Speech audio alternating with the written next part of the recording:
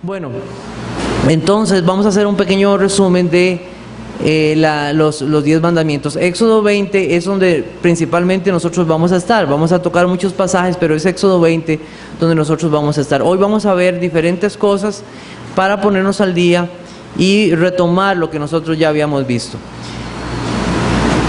Cuando hablamos de los 10 mandamientos, estamos refiriéndonos a una ley moral, a una ley moral. ¿Quién decide qué es bueno y qué es malo? ¿Quién decide lo que está bueno o lo que es malo?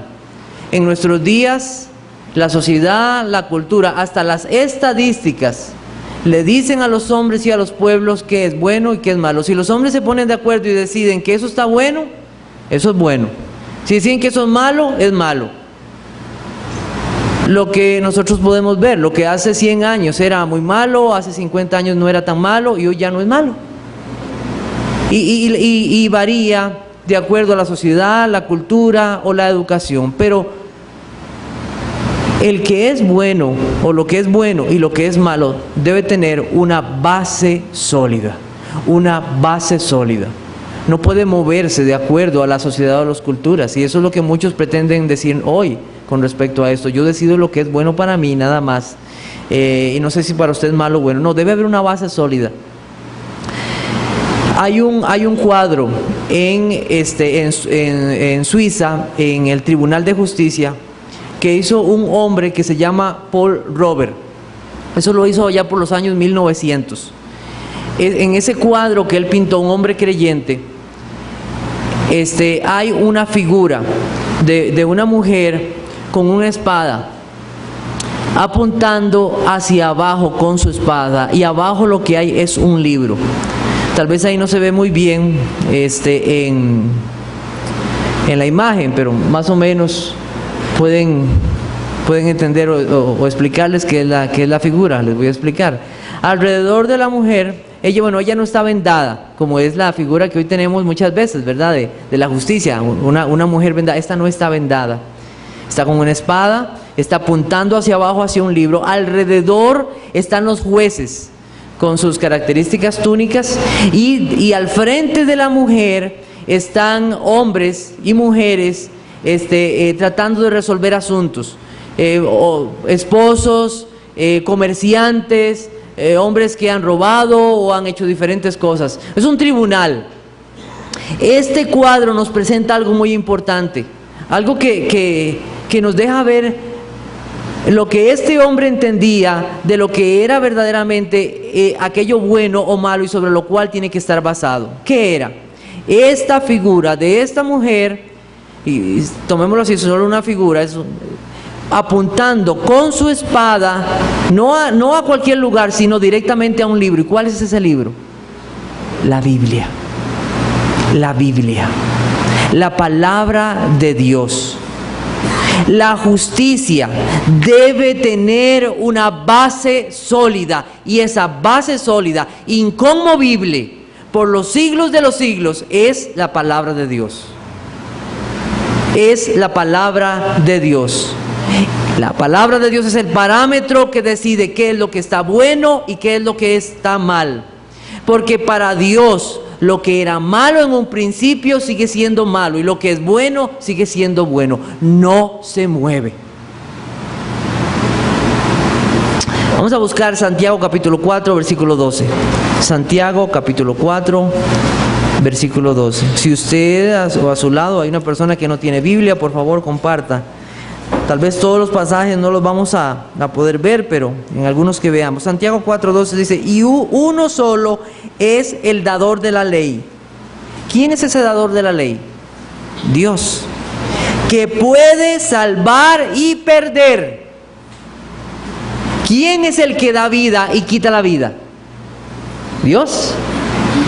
Él como creador, Dios justo, Dios verdadero, Dios inmutable, es el que ha establecido su palabra y sus mandamientos para que los hombres sepan qué está bien y qué está mal. No somos los hombres, por la sociedad o la cultura, los que determinamos eso.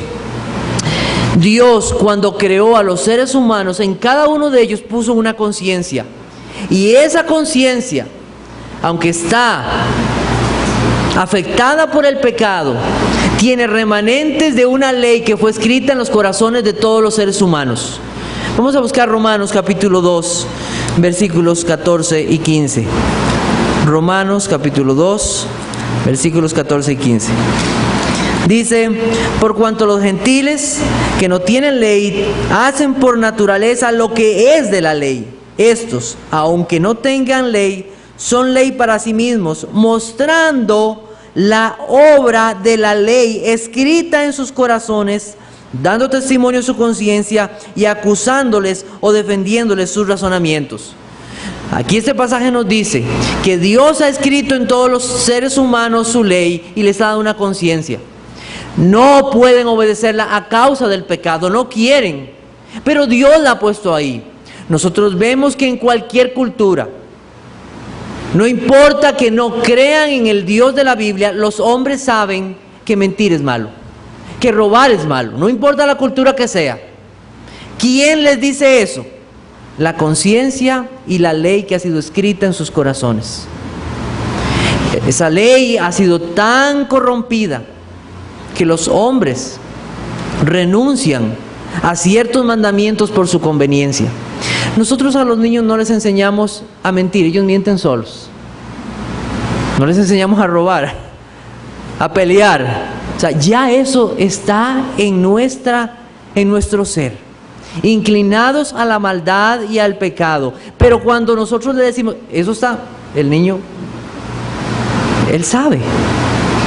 Esa ley está escrita en nuestros corazones y como hemos visto, la conciencia puede ser callada, puede ser educada y hasta llega un momento que es tanto el pecado que hasta se cicatriza, ya no siente dolor por el pecado. Gracias a Dios, y debemos dar gracias a Dios, porque si su conciencia todavía le habla, eso es misericordia de Dios. Si su conciencia todavía le está hablando, es misericordia de Dios a su vida. Y escuche lo que Dios le está diciendo a través de su palabra. El pecado es la infracción de la ley. ¿Qué es pecado? Es ir en contra de la ley de Dios, esa ley que Dios ha dado. Desde ese momento entendemos que es bueno y que es malo. Dios ha determinado esto en su palabra. ¿Qué es lo que hace esta ley? Vamos a buscar Romanos capítulo 3, versículos 19 y 20. Romanos capítulo 3, versículos 19 y 20. Al 20 dice: pero sabemos que todo lo que la ley dice, lo dice a los que están bajo la ley, para que toda boca se cierre y todo el mundo quede bajo, ¿qué? El juicio de Dios, ya que por las obras de la ley ningún ser humano será justificado delante de él, porque por medio de la ley es el conocimiento del pecado. ¿Qué hace la ley? Nos hace ver pecadores. Despierta nuestra conciencia al pecado. Todo el mundo queda bajo la ley de Dios. No hay excepción. No hay ninguno. No hay uno que pueda decir, mire, yo no he pecado. No, todos y absolutamente todos. Y Dios ha dejado su ley para mostrar nuestra condición delante de Él.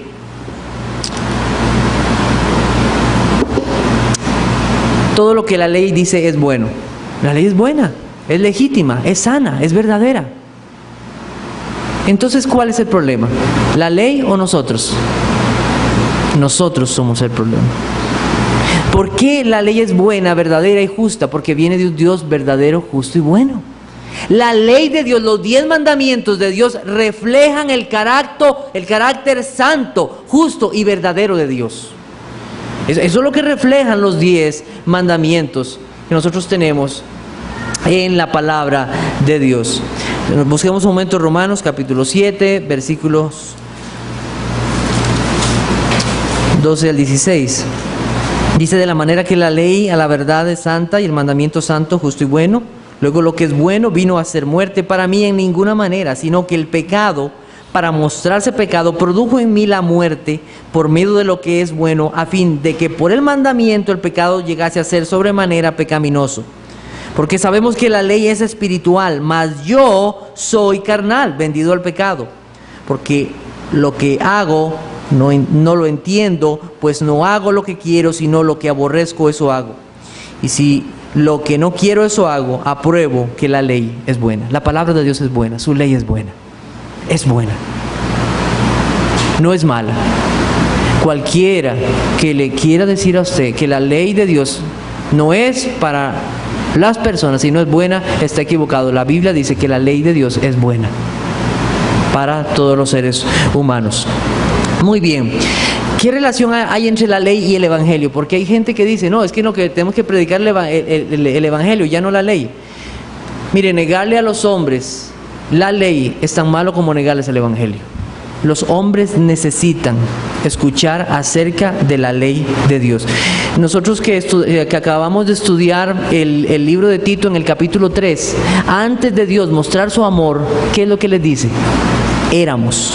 ¿Cómo éramos? Es necesaria la ley de Dios. Vamos a buscar Primera de Timoteo capítulo 1, versículos 8 al 11. Primera de Timoteo capítulo 1, versículos 8 al 11. Dice, pero sabemos que la ley es buena si uno la usa legítimamente. Eso lo dice aquellos que no la usaban legítimamente. Ellos creían que cumpliendo los mandamientos de la ley se podía ser salvo. Eso no, para eso no fue dada. Conociendo esto, que la ley no fue dada para el justo, sino para los transgresores y desobedientes. Y nada más quiero aclarar algo aquí. Cuando dice, conociendo esto, que la ley no fue dada para el justo, o sea que los justos no la necesitan, no significa eso. Es aquellos que se creen justos. No, y todos debemos de saber esto. Nuestra justicia nada más está en Cristo Jesús. Todos la necesitamos. Todos la necesitamos. Sino para los transgresores y desobedientes, para los impíos y pecadores, para los irreverentes y profanos, para los parricidas y matricidas, para los homicidas, para los fornicarios, para los sodomitas, relaciones de hombres con hombres o mujeres con mujeres, para los secuestradores, para los mentirosos y perjuros, y para cuanto se oponga a la sana doctrina, según el glorioso evangelio del Dios bendito que a mí me ha sido encomendado. Vean la necesidad de la ley de Dios. Pablo habla de la ley, ¿y cómo termina? Con el evangelio. O sea, es parte y es necesario que cuando hablemos a los hombres de Cristo, también les hagamos ver su condición delante de Dios. ¿Y qué es lo que entonces usa la palabra de Dios? Su ley, para mostrar nuestra condición como seres pecadores. Y es necesario para nosotros. Entonces, ¿qué hace la ley? Dice Gálatas capítulo 3, versículo 19, que la ley es nuestro ayo para llevarnos a Cristo. ¿Qué es un ayo? Una nodriza, nos lleva al Señor Jesucristo. Eso es lo que hace, llevarnos al Señor Jesucristo. No dejarnos ahí tendidos, sino decir, mira tu insuficiencia y mira al Señor Jesucristo y ve a Él. Eso es lo que hace. ¿Por qué? Porque Cristo cumplió toda la ley de Dios, de su Padre, cumplió en todo. Entonces, a Él es donde nosotros debemos de ir, al Señor Jesucristo. Muy bien. En segundo lugar, cuando nosotros somos salvados por gracia, el creyente sufre un cambio espiritual en su vida, tanto que Dios pone en su corazón y en su mente sus mandamientos. Eso es parte del nuevo pacto. Es parte del nuevo pacto. A veces tenemos problemas, a veces, que algunos nos entiendan con esto. Y algunos dicen, es que ustedes son de mucha letra. No, es que si esa letra no está grabada en nuestros corazones, no somos creyentes. Y en nuestras mentes, no somos creyentes. Parte del nuevo pacto es que esa ley sea grabada en nuestros corazones, ya no en tablas de piedra como el Señor lo hizo, sino en nuestros corazones. ¿Qué significa esto? Que vivimos esa palabra. Vivimos esa palabra. Ya no es algo lejos de nosotros, sino que amamos sus mandamientos. Vamos a buscar Hebreos capítulo 8, versículo 10. Hebreos 8:10.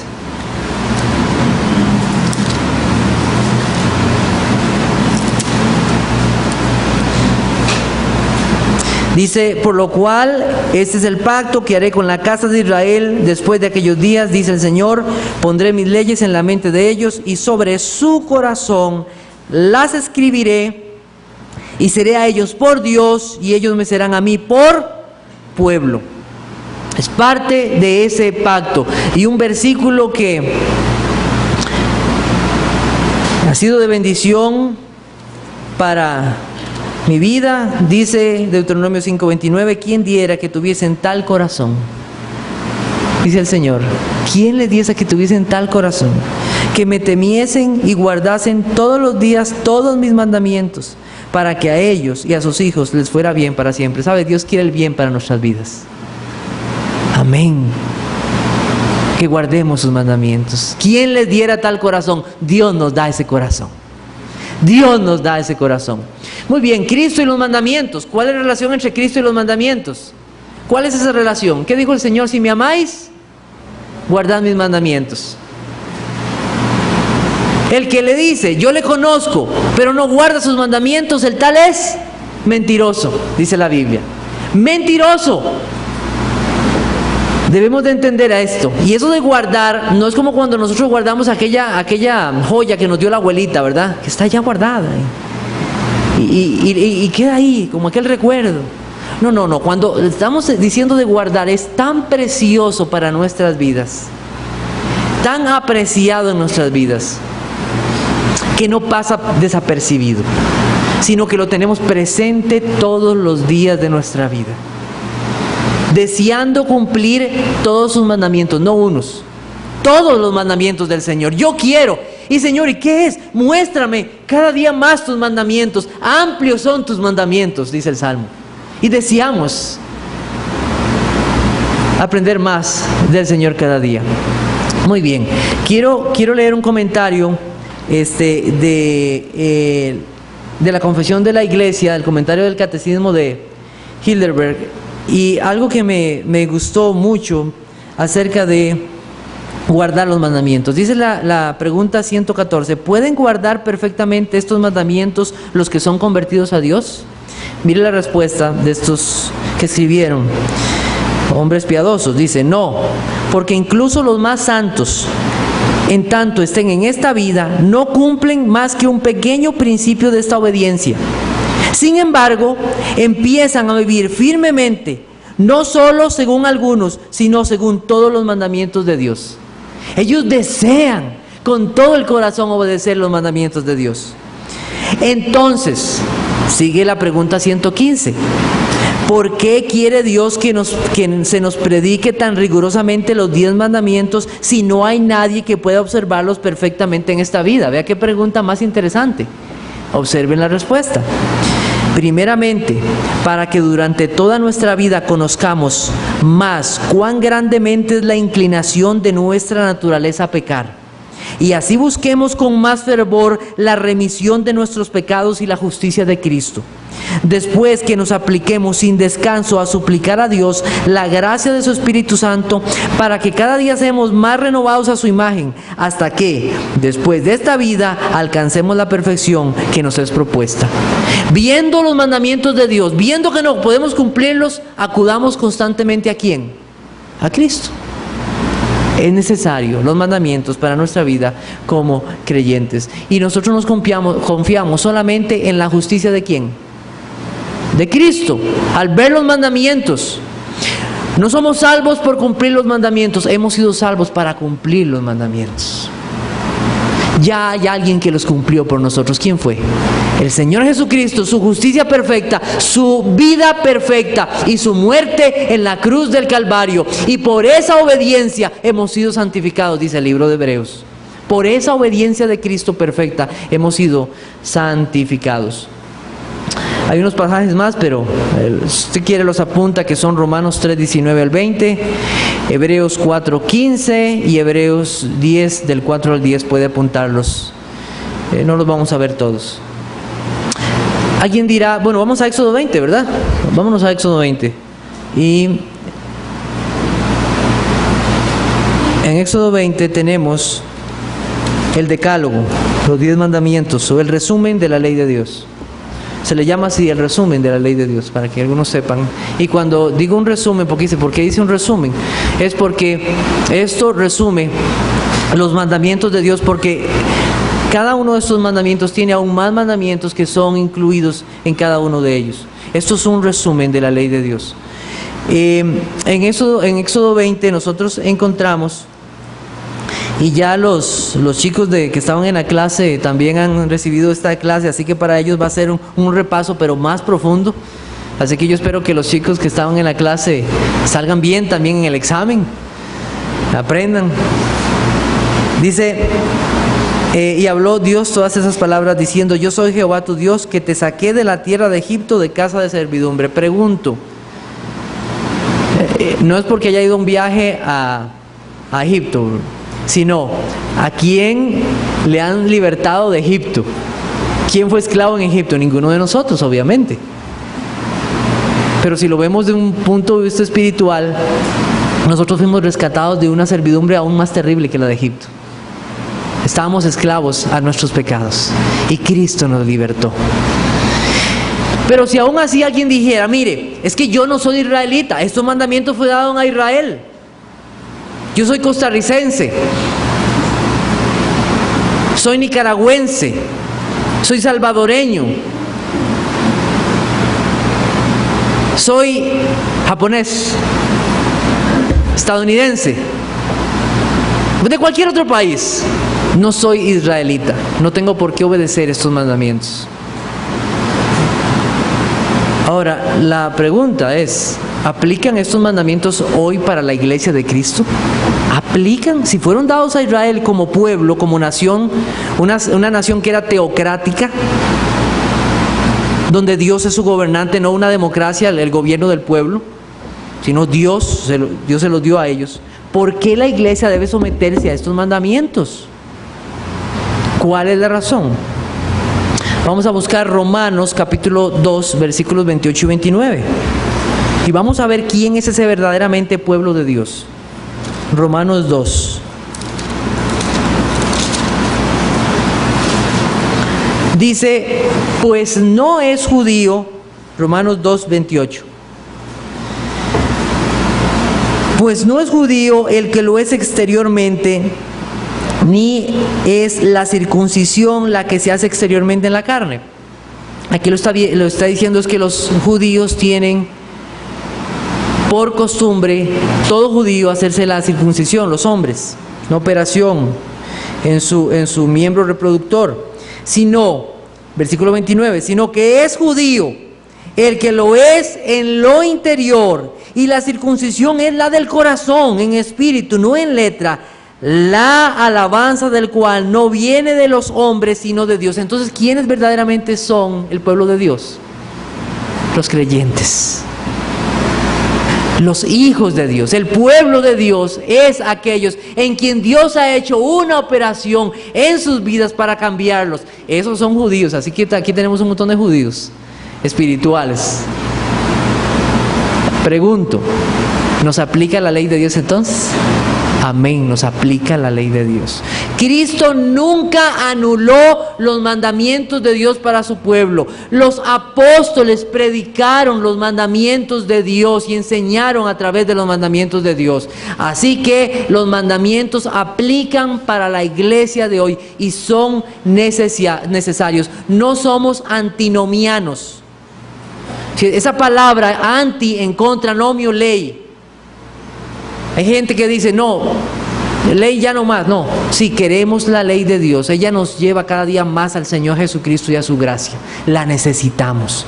Así que en mi corazón he guardado tus dichos para no pecar contra ti. Les animo a que se memoricen los 10 mandamientos. Hay algunos que se los memorizan en forma reducida. Yo he querido que muchos se lo aprendan todo, desde el 1 hasta el 17, como aparecen aquí en Éxodo. ¿Cómo interpretar correctamente los 10 mandamientos? ¿Cómo interpretarlos? Entonces, los primeros 4 mandamientos nos llevan a reconocer una relación directa con Dios. Una relación directa con Dios. No tendrás dioses ajenos delante de mí. No te harás imagen vas a cuidarte de la forma como te refieres a Dios. No tomarás el nombre de Jehová tu Dios en vano. Acuérdate del día de reposo para santificarlo. Esos 4 mandamientos nos hablan de esa relación directa con Dios.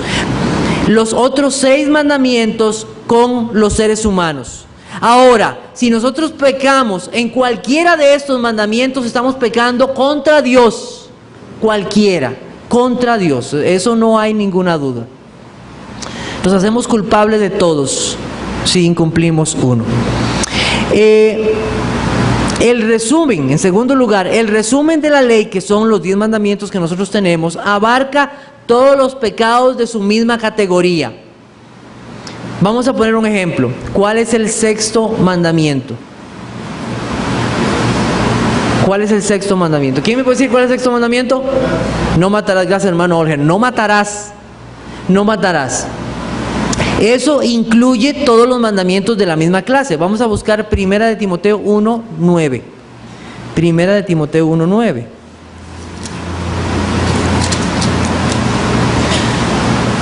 Que es el que acabamos de leer. Dice: conociendo esto, que la ley no fue dada para el justo, sino para los transgresores y desobedientes, para los impíos y pecadores, para los irreverentes y profanos, para los parricidas. ¿Qué es un parricida?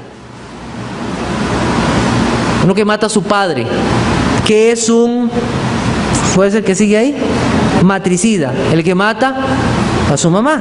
Para los homicidas. Entonces, cuando hablamos de matar, incluye todas las categorías de matar, de desear quitar la vida o de disminuir cualquier cosa hacia mi prójimo con el deseo de hacerle daño.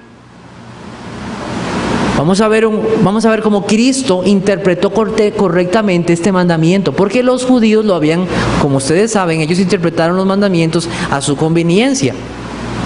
A su conveniencia. Entonces, Mateo 5:21, el Sermón del Monte es una explicación de los 10 mandamientos. Entonces, posiblemente estaremos yendo mucho a Mateo capítulo 5. Mateo capítulo 5, perdón, 5, versículo...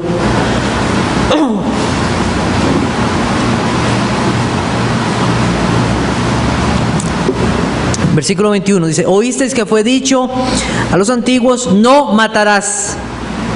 Hasta ahí. Y cualquiera que matare será culpable de juicio. Pero yo os digo, la interpretación del Señor Jesucristo, que cualquiera que se enoje contra su hermano será culpable de juicio, y cualquiera que diga necio a su hermano será culpable ante el concilio, y cualquiera que le diga fatuo quedará expuesto al infierno de fuego. Cualquiera que le diga tonto, necio, estúpido, cualquiera que se enoje contra su hermano y guarde rencor en su corazón, está quebrantando el 6º mandamiento. ¿Ha guardado usted rencor en su corazón contra alguna persona? Es que si tuviera rayos láser lo asesina con los rayos láser en los ojos. Es que si tuviera un arma en ese momento lo hubiera matado. Es que si tuviera la oportunidad le arranca el pelo. ¿Ha guardado usted rencor en su corazón? Es que espérese que en los otros 45 minutos en esa jugada va a ver lo que le va a pasar. ¿Ha guardado usted rencor en su corazón con el deseo de dañar, de destruir, de desear mal? Esposas hacia sus esposos, mamás que le dicen a sus hijos estúpido, tonto. Yo he escuchado madres diciéndole así a sus hijos. Son culpables delante del Señor. Ellos han matado, ellas han matado y son culpables delante del Señor. Entonces no vamos a ampliar aún más, eso lo vamos a hacer cuando veamos el 6º mandamiento, pero el punto aquí es que un mandamiento incluye toda la categoría de pecados que pueden referirse a ese mandamiento. Entonces nosotros vamos a ver muchos incluidos en estos mandamientos. Y hay mucho que meditar con respecto a esto. Muy bien. En tercer lugar, dice, cuando se nos manda a no pecar, debemos entender algo. Hay algo. En los 10 mandamientos hay varios que dicen que no. ¿Cuántos dicen que no? Comienzan con la palabra no. ¿Cuántos comienzan con la palabra no? ¿Cuántos son? A ver, ¿quién sabe? No. ¿Cuántos dicen no? ¿Alguien dijo ahí? 8. Y solo 2 comienzan de forma positiva. ¿Cuáles son esos 2? Acuérdate del día de reposo para santificarlo, honra a tu padre y a tu madre, para que tus días se alarguen en la tierra que Jehová tu Dios te da. Entonces, 8 comienzan que no. Ustedes han visto que hay psicólogos que dicen, no le diga no, ¿verdad, chiquito? Porque lo va a hacer muy negativo. O le dicen, no, mire, es que... Pues Dios no sabe nada de psicología. Dios conoce nuestra condición, Él sabe por qué nos dice que no. Y necesitamos escuchar no. Dios es sabio. Él conoce nuestros corazones. No. Solamente 2 inician de forma positiva. Entonces, ¿cómo interpretamos correctamente los mandamientos? Teniendo 8 que no y 2 que dicen que comienzan afirmativamente. Entonces, la regla es esta. Cuando Dios nos dice en su palabra o en uno de esos mandamientos que no, inmediatamente nos manda a hacer un deber. Pero cuando nos manda un deber, como acuérdate del día de reposo para santificarlo, inmediatamente nos dice que hay cosas que no debemos hacer. Un ejemplo, hoy es el día del Señor, amén. Es el día, no el culto, el día del Señor, todo le pertenece a Él. Si yo hoy me voy a hacer cosas que no son en un día común, cosas que pude haber hecho en otro día, pero hoy me pongo a hacerlas. Me pongo a lavar el carro, me voy a algún centro de entretenimiento. Pero este es el día del Señor. ¿Qué haces haciendo estas cosas? Le pertenecen a Él.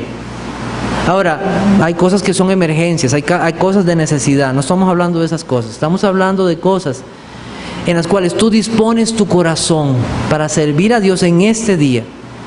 Y cosas que Él nos dice que no hagamos en este día. Este día le pertenece al Señor. Entonces, hay cosas que el Señor nos manda. Vamos a ver Éxodo capítulo 20, versículo 12. Éxodo capítulo 20, versículo 12, y vemos un ejemplo. Éxodo 20, 12. Voy a correr un poquito con esto, ¿está bien? Vamos a ver, Éxodo 20, 12 dice, honra a tu padre y a tu madre para que tus días se alarguen en la tierra que Jehová tu Dios te da. Ahí está de forma positiva. Ahora vamos a ver Éxodo 21, 15. Dice, el que hiriere a su padre o a su madre, morirá. Versículo 17, igualmente el que maldijere a su padre o a su madre, morirá. Debo honrar a mi padre y a mi madre, pero ¿qué no debo hacer? No debo ni maldecirlo ni golpearlo.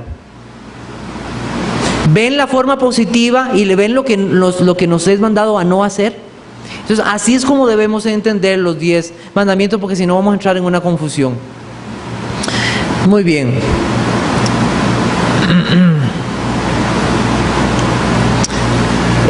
¿Cuál es el primero de los 10 mandamientos? Entonces, dice el Señor, ¿verdad? Este es: no tendrás dioses ajenos delante de mí. ¿Qué requiere ese primer mandamiento? ¿De dónde estoy cogiendo yo estas definiciones resumidas? Estamos tomándolas de los catecismos con los cuales se enseñaba a los niños la palabra de Dios, para que ustedes sepan. Si alguno quiere esto, me lo puede pedir y yo con mucho gusto se lo podemos hacer llegar. Entonces los niños aprendían las preguntas, aprendían la Biblia por preguntas y respuestas. Hubo un tiempo en el cristianismo que los niños desde pequeña edad ya se sabían los 10 mandamientos. Todo creyente lo sabía. Todo niño, usted le preguntaba a los niños los 10 mandamientos y se lo sabían. Hoy eso no pasa. ¿No deberíamos los creyentes volver a esto?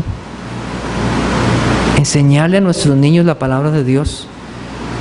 Si queremos que ellos vean la necesidad de Cristo, no deberíamos de comenzar por hacerles ver su condición. Los 10 mandamientos, hermanos. Muy bien, ¿qué requiere el primer mandamiento? Se requiere que conozcamos y reconozcamos a Dios como el único y verdadero Dios, y que sea verdaderamente nuestro Dios, y que le adoremos y le glorifiquemos como Él merece. Eso es lo que requiere. Entonces hay un no, ¿y cuál es el sí? Que le adoremos verdaderamente como Dios, que le reconozcamos, que le adoremos.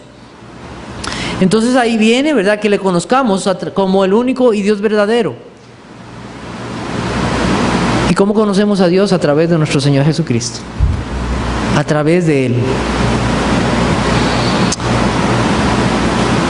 Aquel Dios único y verdadero, aquel Dios que puede salvar y quitar la vida, aquel Dios santo, justo y verdadero, inmutable, aquel Dios a quien le pertenecen los atributos de santísimo, altísimo, 3 veces santo, único, verdadero, el único verdadero, el único bueno, el único santo y justo. Y nosotros no podemos ponerle esos atributos a otra persona, solamente a Él. Por eso todos aquellos que quieran decir que un hombre es santísimo, como Él es santo, está pecando delante de Dios. Está en contra del primer mandamiento. Nosotros debemos adorarle a Él y reconocerle como el único Dios verdadero. Es una seguridad para el corazón. Decía Calvino, que nosotros podamos poner solo y la única confianza en Él, y que le adoremos y que le glorifiquemos como el único y verdadero Dios. Eso requiere el primer mandamiento. Dice, no tendrás dioses ajenos delante de mí. Bueno, si yo no tengo, yo no voy y me arrodillo, yo no ante esas imágenes, pero te pregunto, ¿es Dios tu Dios? ¿El Dios de la Biblia es tu Dios? ¿Lo amas, lo adoras y le sirves? Pues no. Entonces tú estás quebrantando el primer mandamiento. Porque hay gente, ¿verdad?, que no sale con eso. Yo soy tan estudiado, tan preparado, que yo sé que hacer imágenes, eso es tontísimo. ¿Quién lo va a hacer? Sí, pero te pregunto, ¿es el Dios de la Biblia tu Dios? ¿Le adoras y le sirves y lo amas? No. Entonces estás quebrantando el primer mandamiento. El primer mandamiento es la base de los demás mandamientos, porque en él se establece la autoridad. ¿Quién es Dios? El único Dios vivo y verdadero. No hay más que Él. Solo hay un verdadero Dios que puede salvar. Solo hay uno. Yo me topé con una persona un día diciéndose que era creyente y dijo lo siguiente: es que usted debe entender que nosotros estamos aquí en el continente americano, que nosotros hemos recibido otra influencia, pero allá los hindúes y los chinos, y ellos tienen su Dios y a su manera ellos adoran a Dios. Quien piensa así no conoce al verdadero Dios, y yo diría, y me atrevería casi a decir, que no es creyente. Porque solamente los creyentes reconocen en cualquier lugar donde se encuentren, no importa cuál lugar de la tierra, que hay uno y solo uno verdadero Dios, el creador de los cielos y la tierra. Es el Dios de la Biblia, no hay otro Dios. Por eso, y con gran deseo, van hombres a predicar el evangelio allá, a otros lugares, sabiendo que ellos necesitan conocer al Dios verdadero. Solo hay un Dios, y que existen 3 personas: Padre, Hijo y Espíritu Santo. Segundo mandamiento: no te harás imagen ni ninguna semejanza de lo que está arriba en los cielos ni abajo en la tierra. Es bastante extenso este mandamiento. ¿Qué requiere el segundo mandamiento? Que prohíbe que nosotros adoremos a Dios de una forma falsa. ¿Cómo es adorar a Dios de una forma falsa? Adorar a Dios a través de cosas como las imágenes. No se puede adorar a Dios como nosotros se nos dé la gana. Él ha pedido cómo se le adore a Él. Solo hay un Dios vivo y verdadero y no hay otro. Entonces, el segundo mandamiento nos manda a que recibamos y observemos y mantengamos puro todo lo que tiene que ver con la adoración y las ordenanzas que Dios nos ha dado en su palabra. Entonces este segundo mandamiento nos llama a adorar a Dios. Y el primer mandamiento nos hablaba del único Dios verdadero. El segundo nos está diciendo: no te hagas imagen, no te crees una imagen de Dios que no existe. Dios no quiso dejarnos una imagen aquí de Él. de Cristo, no se describe cómo es. Pero Cristo tiene un rostro verdadero y un cuerpo verdadero, y todos los creyentes un día lo verán. Un día lo veremos. Un día lo veremos. Y disfrutaremos de su amor por siempre. Pero no nos hagamos imágenes. Doblar la rodilla, imágenes. Besarlas, honrarlas mostrando amor o algún tipo de obediencia, dedicarles nuestro tiempo o hablarles como si fueran de Dios, es algo que está en contra del carácter de Dios. En contra del carácter de Dios. Aún amuletos o cualquier cosa. Dios dice cómo Él debe ser adorado, como el único Dios verdadero, no a través de ninguna imagen, a través de ningún amuleto, ni a través de nada. Muy bien. 5 minutos más y vamos a ver hasta dónde llegamos. Muy bien.